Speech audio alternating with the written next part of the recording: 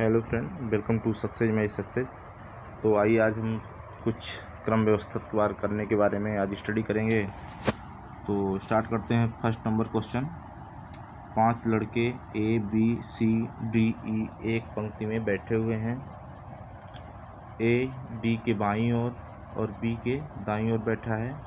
E B के बाईं ओर परंतु सी के दाईं ओर है। दोनों किनारों पर कौन बैठा है? तो आइए इनको कैसे सॉल्व करेंगे देखते हैं। सबसे पहले पूरा क्वेश्चन पढ़ेंगे।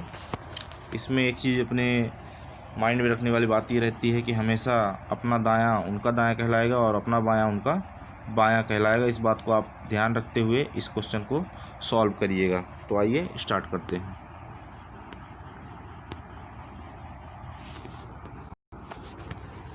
तो सबसे पहले स्टेप में आते हैं। ए डी के बाईं ओर और बी के दाईं ओर बैठा है। जो ए है, ए कोई पर्सन है, वो कह रहा है कि डी के बाईं ओर, यानी कि डी क्या होगा, उसके ऊपर तरफ होगा। डी का बायां ए हो जाएगा, ये हो जाएगा बायां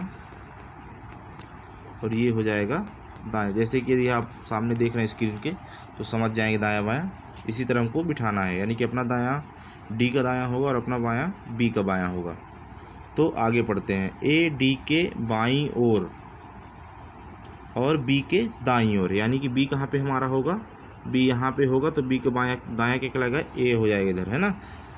फिर ई बी के बाईं ओर परंतु सी के दाईं ओर, जो ई है वो बी के क्या है, बाईं ओर, यानी कि यहाँ पे हो जाएगा। तो ई हमारा यहाँ पे ई आ जाएगा और सी के दाईं ओर, सी यानी कि सी यहाँ पे होगा, कुछ इस तरह से ये दाईं ओर हो जाएगा। दोनों किनारों पर कौन बैठा है? तो आप देख पा रहे हैं दोनों किनारे, यानी कि एक स्टार्टिंग पॉइंट सी है और एंड पॉइंट क्या है, डी है।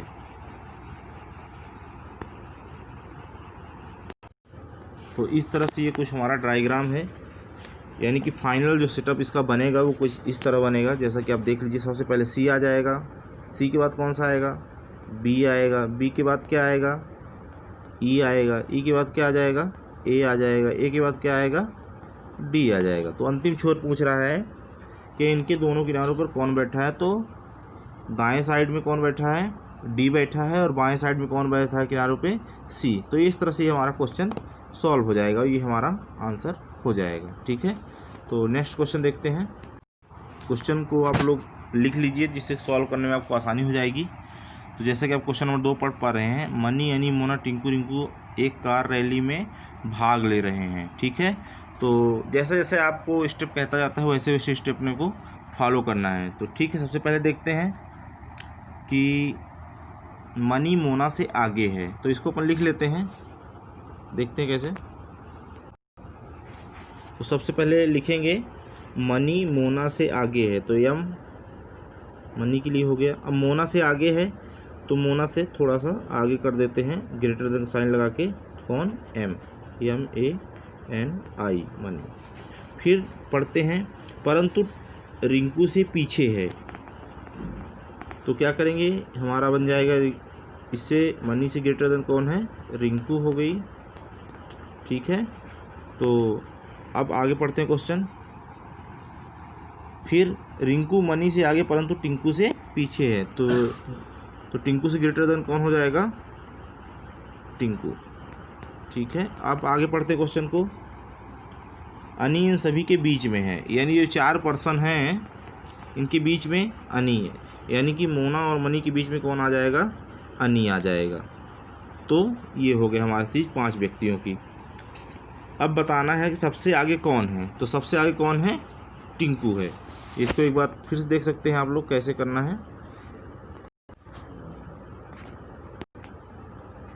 तो सबसे पहले जैसा कि हमने बनाया था डायग्राम, तो सबसे टॉप में टिंकू हो जाएगी, फिर उससे लोअर में रिंकू हो जाएगी, फिर उसके सेंटर में क्या है, अनी हो जाएगा, फिर उससे नीचे मनी हो जाएगा, और सबसे लास्ट में क्या हो जाएगी, मोना हो जाएगी। ये 5 नाम हैं जो कि सीक्वेंसली हमको अरेंज करना है। तो इसमें जो पूछा गया सबसे आगे कौन है, तो सबसे आगे टिंकू है, मिडिल में अनी है। तो इस तरह से मतलब अपन अकॉर्डिंग टू क्वेश्चन को पढ़ना है, 1-2 स्टेप में लिखना है, देन आफ्टर उसको प्रॉपर सेटिंग करके लिखना है और आंसर फाइंड आउट करना है। तो ये हमारा क्वेश्चन नंबर 2 था। इसी तरह क्वेश्चन नंबर 3 देख लेते हैं। अंकिता का क्रम कक्षा में ऊपर से 21वां है और नीचे से 30वां है, तो कक्षा में कुल छात्रों की संख्या बताइए। तो इसके लिए आप एक फार्मूला यूज़ कर सकते हैं, जो मैं आपको बता रहा हूँ कैसे उसको सॉल्व करना है। तो इसके लिए आप यूज़ कर सकते हैं a + b - 1, तो आपका आंसर आ जाएगा। जैसे कि फर्स्ट स्टेप देखते हैं, 21 + 30, तो ये हो गया हमारा 51। 51 - 1 करेंगे तो टोटल नंबर ऑफ स्टूडेंट कितने हो जाएंगे, 50 हो जाएंगे। ठीक है, इसको आप नॉर्मली भी कर सकते हैं, दोनों को ऐड करके 1 माइनस कर देंगे तो हमारा आंसर आ जाएगा। तो इस तरह से इसका आंसर हो जाएगा 50, यानी total student of number of students कितने हो जाएंगे, 50 हो जाएंगे। इसी का नेक्स्ट क्वेश्चन देखते हैं, क्वेश्चन नंबर 4।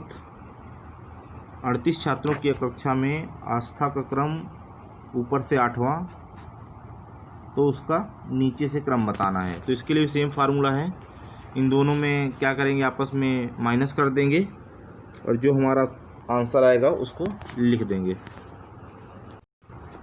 तो टोटल नंबर ऑफ स्टूडेंट कितने हैं, तो वो आप देख लीजिए 38 हैं, तो 38 लिखेंगे। उसमें जो नंबर दिया गया है 18 दिया गया है, उसको माइनस कर देंगे तो 20 आ जाएगा। 20 में प्लस एक पोजीशन, क्योंकि रिपीटेड पोजीशन काउंट होती है, इसलिए हमारा काउंट हो जाएगा नीचे से 21, यानी कि नीचे से स्थान कितना हो जाएगा, 21 नंबर का हो जाएगा। इसी कड़ी में 5वां क्वेश्चन देख लेते हैं। एक कतार में निहाल बाएं से 9वां है तथा प्रिंस दाएं से 6वें स्थान पर है। यदि वे अपना स्थान आपस में चेंज कर लेते हैं तो निहाल बाएं से 15वां हो जाता है और दाएं से प्रिंस का स्थान उनको बताना है। तो इसके लिए क्या फॉर्मूला होता है कि जो व्यक्ति दोनों में आपस में इंटरचेंज करते हैं उनके बीच में कितना परिवर्तन होता है, वो हम क्या कर सकते हैं कि दोनों संख्याओं में से जिसके स्थान पूछता है उसका आपस में ऐड कर देते हैं, जैसा कि आप देख सकते हैं स्क्रीन में। जैसे कि दिया है बाएं से 9वां और चेंज करने के बाद कितना हो जाता है 15, यानी कि चेंज कितना हुआ, 6 नंबर का चेंज हुआ। इसी तरह सेम एस जो दिया है 6वां स्थान दिया है दाएं से, तो 6 में भी प्लस कर देंगे 6, तो कितना आ जाएगा 12, यानी कि बाएं से प्रिंस का स्थान कितना हो जाएगा, 12वां हो जाएगा। तो इस तरह से क्वेश्चन सॉल्व होते हैं। हमको सिर्फ डिफरेंस देखना है कि कितना आपस में डिफरेंस या इंटरचेंज हो जाए। किसी भी संख्या में जो एक्सचेंज हो रही हैं उनमें जितना इंटरचेंज होगा वही सेम एस दूसरे संख्या में भी ऐड करके या माइनस करके हम इंटरचेंज कर सकते हैं। तो इस तरह से नेक्स्ट क्वेश्चन देखते हैं। जैसा कि आप स्क्रीन क्वेश्चन पढ़ पा रहे हैं, 5 लड़के वृत्ताकार घेरा बनाकर खड़े हुए हैं। राजेश महेश सुरेश के बीच में बैठा है, आलोक रवि के बाईं ओर और महेश आलोक के बाईं ओर बैठा है। तो बताइए राजेश के ठीक कौन दाईं ओर बैठा है। तो ये सब क्वेश्चन सॉल्व करने के सेम दाएं और बाएं का फॉर्मूला यूज़ करना है हमको। जो आपके हाथ का दाहिना भाग होगा वो दायां कहलाएगा उनका भी, और अपना जो बायां होगा वो भी उनका बायां कहलाएगा। तो आइए देख लेते हैं कैसे सॉल्व करेंगे क्वेश्चन को। मान लेते हैं ये हमारे हाथ दाएं और बाएं, तो जो इधर बिठाएंगे वो दायां होगा और उसके इधर बैठाएंगे तो बायां होगा। तो क्वेश्चन क्या कहता है कि राजेश महेश और सुरेश के मध्य में बैठा है। तो क्या करते लिख लेते हैं, एक तरफ राजेश लिख लेते हैं क्योंकि अभी इसमें कोई दाएं बाएं को खेल नहीं है। राजेश और महेश को बिठा लेते हैं, ये महेश हो गया। इनके मिडिल में कौन बैठा है, सुरेश। ये हमारा क्वेश्चन कह रहा है, जैसा कह रहा है वैसे लिख लेते हैं। ठीक है, तो आगे पढ़ते। आलोक रवि के बाईं ओर है। जो आलोक है वो रवि के बाईं ओर है, ये नेक्स्ट स्टेप में करना है। महेश आलोक के बाईं ओर। अब महेश को देखते हैं, महेश आलोक के बाईं ओर है, यानी कि महेश कहाँ होगा, तो इसको लिख लेते हैं। तो क्वेश्चन आप क्या कर रहे हैं, महेश जो है आलोक के बाईं ओर बैठा है, तो महेश को देख लेते हैं आलोक के बाईं ओर। आलोक को क्या करते हैं, महेश के दाएं बैठा देंगे तो क्या होगा कि आलोक के बाईं ओर महेश हो जाएगा। तो नेक्स्ट स्टेप देखते हैं। आलोक रवि की बाईं ओर है। जो आलोक है वो कहाँ है, रवि के बाईं ओर है। तो बाईं ओर यानी कि रवि क्या होगा, आलोक के भी ऊपर हो जाएगा और आलोक के दाईं ओर रवि हो जाएगा। तो इस तरह से ये हमारा पैटर्न बैठेगा। तो अब इसके क्वेश्चन कोई भी देख लेते हैं कौन क्या पूछता है। तो उसको हम बता सकते हैं। कोई भी क्वेश्चन अगर कोई पूछता है कि रवि की दाईं ओर कौन है, मिडिल में कौन है, सेंट्रल में कौन है, या लास्ट एंड में कौन है, तो इस तरह से क्वेश्चन को सॉल्व कर सकते हैं। तो क्वेश्चन नंबर क्या पूछ रहा है, राजेश के ठीक दाईं ओर कौन बैठा है। तो आप देख सकते हैं राजेश के ठीक दाईं ओर कौन बैठा है, महेश। तो ये हमारा आंसर हो जाएगा महेश। इसी तरह नेक्स्ट क्वेश्चन देख लेते हैं। आपने देखा होगा चेस खेलते हुए, कैरम खेलते हुए 4 से 5 प्लेयर रहते हैं, 4 प्लेयर रहते हैं, ठीक है। तो जो प्लेयर बैठते हैं वो आमने सामने आपस में बैठते हैं, दाएं बाएं बैठते हैं। तो उसी में ये क्वेश्चन लिया गया है। तो आप देख सकते हैं 4 व्यक्ति सनी, रवि, बलराम तथा अशोक कैरम खेल रहे हैं। अब देखिए जैसे जैसे क्वेश्चन कहता है वैसे वैसे हमको सिटिंग अरेंजमेंट उसको बिठाना है। तो देखते हैं कैसे। तो सबसे पहले एक चौकोर बना लेते हैं, जैसा कहे वैसे बिठाएंगे। कहता है कि बलराम तथा अशोक एक दूसरे के सामने नहीं बैठे हैं, तो ये हमें नहीं कर सकते अभी। नेक्स्ट देखते हैं, अशोक रवि के दाएं बैठा है। तो अशोक को इधर मान लीजिए बैठा देते हैं, अशोक को यदि यहाँ बैठा देंगे तो दायां अशोक का कौन सा कहलाएगा, ये दायां हो जाएगा, ऐसे ये दायां हो जाएगा, और ये क्या होगा, अशोक का बायां हो जाएगा, ठीक है। तो इसको बिठा लेते हैं कैसे। तो कह रहा है कि अशोक रवि के दाएँ बैठा है, अशोक जो है रवि के दाएँ बैठा, तो अशोक को यहाँ बिठा दो, रवि को यहाँ बिठा दो, ठीक है, दाएं बैठा है। रवि के विपरीत कौन बैठा है, क्वेश्चन पूछ रहा है। अब कह रहा है कि बलराम तथा अशोक एक दूसरे के सामने नहीं बैठे हैं। तो बलराम के सामने कौन नहीं बैठा है, अशोक। तो अशोक को यहाँ बैठा सकते हैं या यहाँ बैठा सकते हैं। तो क्वेश्चन में पूरा नहीं दिया गया है, इसलिए अशोक और अशोक के सामने को बलराम को छोड़ के किसी को भी बिठा सकते हैं। तो सनी को बिठा दो, ठीक है, और रवि के सामने बलराम को बिठा दो। तो इस तरह से क्वेश्चन हमारा सॉल्व हो जाता है। तो पूछता है रवि के सामने कौन बैठा है। तो रवि के सामने कौन हो जाएगा, बलराम हो जाएगा, और सनी के सामने कौन हो जाएगा, अशोक हो जाएगा। तो इस तरह से क्वेश्चन सॉल्व कर सकते हैं।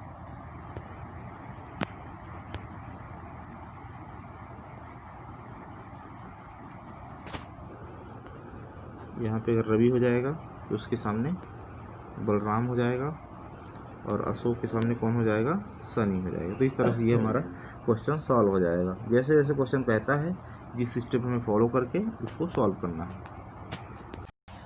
तो ये कुछ क्वेश्चन मैंने महत्वपूर्ण दिए हैं प्रैक्टिस के लिए, तो आप लोग उनकी प्रैक्टिस करिए। और यदि कोई प्रॉब्लम होती है तो आप हमें कमेंट कर सकते हैं, उसका सल्यूशन आपको तुरंत दिया जाएगा। तो ये कुछ 4 क्वेश्चन यहाँ पे हैं और 4 ही क्वेश्चन यहाँ पे हैं, और ये भी कुछ क्वेश्चन हैं, तो जिन्हें आप देख के प्रैक्टिस कर सकते हैं। बहुत बहुत धन्यवाद। Thanks for watching.